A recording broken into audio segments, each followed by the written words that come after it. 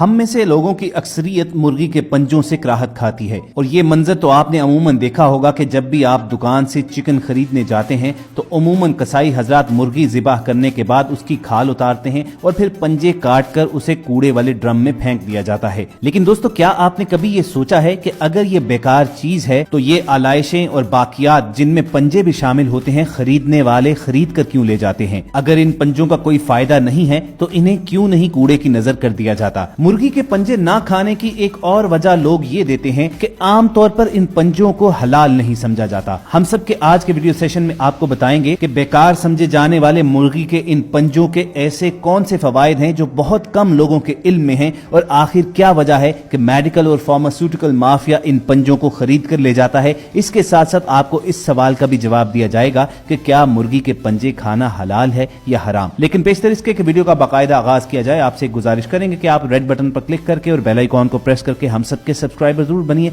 ताकि ऐसी मालूमाती वीडियोस आपकी रोजमर्रा जिंदगी में शामिल रहें। दोस्तों, सबसे पहले तो इस सवाल का जवाब कि मुर्गी के पैर खाना जायज है, मकरूह है या मुबाह है, तो उलमाए कराम की अक्सरियत इस बात पर मुत्तफिक नजर आती है कि ज़िबाशुदा मुर्गी और हलाल जानवरों के जो अज्जा मुहर्रमा या मकरूहा हैं उनमें पांव दाखिल नहीं है। जिस तरह बकरी, भैंस और दीगर जानवरों के पाए खाना जायज और हलाल है, इसी तरह मुर्गी के पंजे खाना भी बिला कराहत हलाल है। और अब आपको बताते हैं कि अमूमन लोग जो मुर्गी के पंजों को बेकार समझते हैं, इसे खाने में कराहत महसूस करते हैं और इसे कूड़े की नजर कर दिए जाते हैं, वो कितनी बड़ी गलती का इर्तिकाब कर रहे हैं। और आपको बताते हैं कि आखिरकार क्यों मेडिकल और फार्मास्यूटिकल माफिया मुर्गी के ये पंजे खरीद कर ले जाता है और इनसे किन बीमारियों की दवाएं तैयार की जाती हैं जो फिर बाजार में महंगे दामों फरोख्त भी की जाती हैं। नाज़रीन, अगर आपको ये मालूम हो जाए कि मुर्गी के पंजों में कोलाजिन नामी करिश्माती सिफ्त ग़िज़ा मौजूद है जिसके बने कैप्सूल और गोलियां आजकल इंतहाई महंगे दामों मिलते हैं। कोलाजिन हड्डियों को मजबूत करता है और जोड़ों के दरमियान मौजूद नर्म हड्डी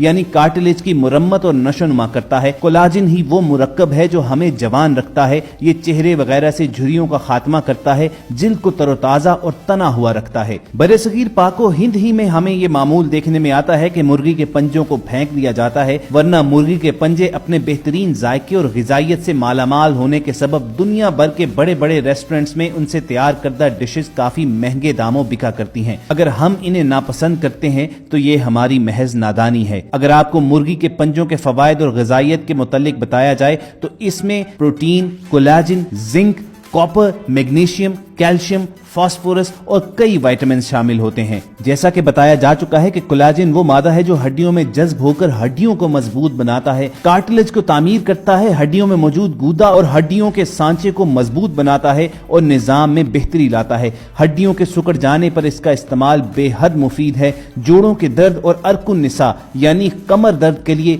उम्र रसीदा हजरात और जच्चा के लिए ये इंतहाई मुफीद चीजें हैं। कैल्शियम की मदद से दांतों को मजबूत करता है और मसूड़ों के अमराज से बचाता है, जिस्म के टिश्यूज को तामीर करता है, जिल्द को सेहतमंद और शादाब बनाता है, नर्म और जवान रखता है और जिल्द की लचक बरकरार रखता है। इसके अलावा मुर्गियों के पंजों में ऐसे ग़िज़ा पाए जाते हैं जो मदाफ़ियाती निज़ाम को मुस्तहकम और मजबूत करते हैं और विटामिन्स के फुकदान को पूरा करते हैं। इसके साथ साथ ये बसारत को तेज करते हैं और आंखों की सेहतमंदी और सुकून का सबब बनते हैं। जिस्मानी कमजोरी और लागरपन को हमेशा के लिए दूर कर देते हैं। जख्म जल्द भरने के लिए खा वो अंदरूनी हो या बैरूनी हो, इसका इस्तेमाल इंतहाई मुफीद है। वजन कम करने और नशोनुमा के अमल को तेज करने के लिए भी इसे दुनिया भर में इस्तेमाल किया जाता है। और सबसे बढ़कर आजकल चूंकि बेपनाह सर्दी का मौसम है तो ये सर्दी का बेहतरीन इलाज है। बलगमी, खांसी हो, बुखार हो, बलगम से होने वाली दीगर तमाम बीमारियां या ठंड लग जाने के असरात हों, ये इन तमाम को जायल कर देता है। इसके अलावा ये आपके खून में व्हाइट सेल्स यानी सफेद खलिये भी पैदा करता है। और ये वो तमाम वजूहात हैं कि जैसा कि पहले आपको हमने बयान किया कि दवा साजी के इदारे इन पंजों को खरीद कर ले जाते हैं, इसका सफूफ हासिल किया जाता है, इससे तैयार करदा महलूल वगैरह कैप्सूल और गोलियां बनाई जाती हैं जो फिर जोड़ों के, हड्डियों के और दीगर अमराज के मरीजों को महंगे दामों मार्केट में बेचे जाते हैं। गोया अगर ये कहा जाए कि ये मेडिकल माफिया और फार्मास्यूटिकल कंपनीज के मालिकान कचरे से करोड़ और अरबपति बनते हैं तो गलत नहीं होगा। दवा साजी की कंपनीज में मुर्गियों के पंजों के इस्तेमाल के अलावा भी इसके बेशुमार कमर्शियल इस्तेमालात हैं। मिसाल مثال کے طور پر یہ عموماً بازاری اور پیکٹ کے کھانوں میں لذت بڑھانے کے لیے بطور ایک خفیہ جز ترکیبی استعمال ہوتا ہے۔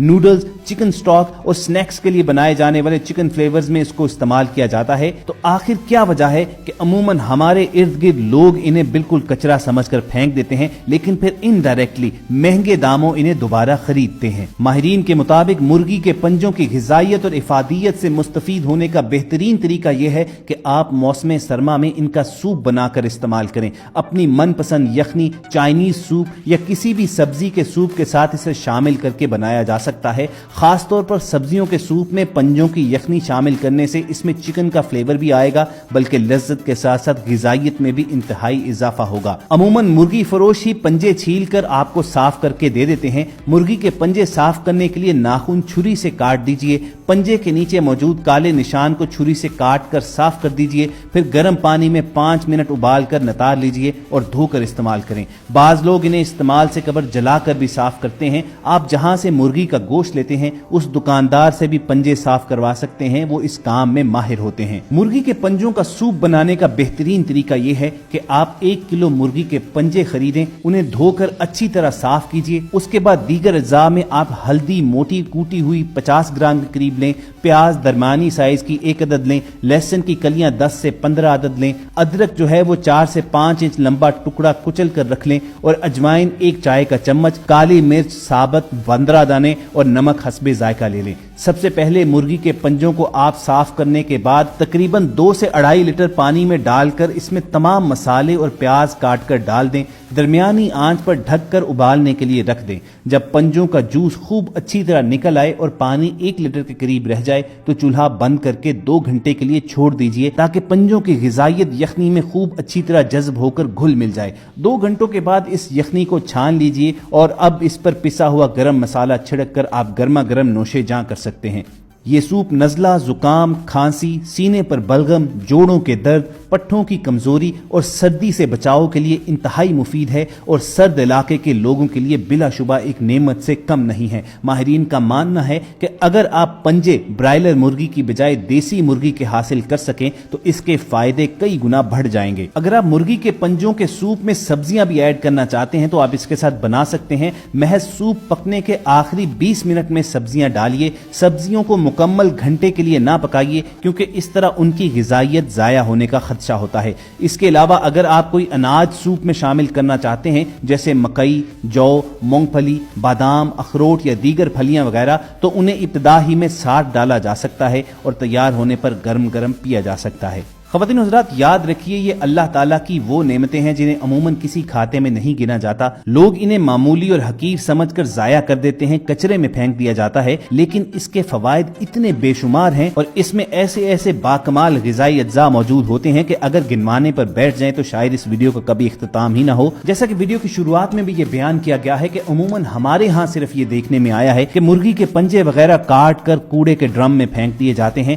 لیکن لوگ اصل حقیقت سے واقف نہیں ہیں کہ قصائی حضرات اسے کوڑا سمجھ کر پھینکتے نہیں ہیں، بلکہ پھر ٹھیکیداروں کی گاڑیاں آتی ہیں جو یہ تمام علائشیں، پر اور پنجے وغیرہ باقاعدہ تول کر خرید کر لے جاتے ہیں اور اس کے بعد منڈی لگتی ہے اس پورے سامان کی اور ٹھیکیداروں سے یہ مال اٹھانے آتے ہیں میڈیکل اور فارماسیوٹیکل کمپنیز والے۔ جو ذبح شدہ مرغی کے پر اور دیگر علائشیں وغیرہ ہیں وہ تو یوز ہو جاتی ہیں مرغی ہی کی فیڈ بنانے کے لیے، اور جو پنجے وغیرہ ہیں وہ علیحدہ کیے جاتے ہیں اور ان سے حاصل کردہ اجزاء سے کچھ ایسی دوائیاں بنائی جاتی ہیں جو پھر مہنگے داموں مارکیٹ میں بیچی جاتی ہیں۔ اس کے علاوہ مرغی کے پنجے دیگر ملٹی نیشنل کمپنیز بھی خریدتے ہیں جو پیکٹ والے کھانوں، فروزن آئٹمز، کھانے کا ذائقہ بڑھانے والی چکن کیوبز اور چکن سوپ کے ساشیز وغیرہ میں استعمال میں لاتے ہیں۔ تو ہم سب امید کرتے ہیں کہ اس ویڈیو سے آپ پر اس حقیقت کا انکشاف ضرور ہوا ہوگا کہ مرغی کے پنجے اپنے اندر کیسی افادیت رکھتے ہیں۔ اس کے ساتھ ساتھ ہم نے اس ویڈیو میں آپ تک علماء کرام کی یہ رائے بھی پہنچائی کہ بہت سے لوگ جو مرغی کے پنجے حرام سمجھ کر نہیں کھاتے ہیں